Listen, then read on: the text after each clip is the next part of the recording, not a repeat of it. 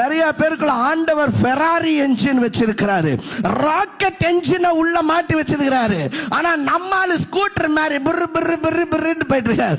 ஆண்டவர் சொல்றாரு, நான் உனக்குள்ள ராக்கெட் என்ஜினை வச்சிருக்க பாரு, பாட்டுல பிருன்னு போயிட்டு இருக்கேனா, அதனால என்ன பிரயோஜனம்? There is something that is already inside of you. உங்க வாழ்க்கையில நீங்க என்னவாக மாறணும், நீங்க என்னத்தை எல்லாம் சாதிக்கணும், நீங்க என்னெல்லாம் செய்து முடிக்கணும், அதுக்கு என்ன கிருபை தேவையோ, அதுக்கு என்ன ஞானம் தேவையோ, அதுக்கு என்ன தாளந்துகள் தேவையோ, அதுக்கு என்ன பலம் தேவையோ, என்ன சத்துவம் தேவையோ, அவை எல்லாவற்றையும் ஆண்டவர் ஏற்கனவே, எல்லாம் சொல்ல ஏற்கனவே அது எனக்குள்ள கொடுக்கப்பட்டிருக்கிறது.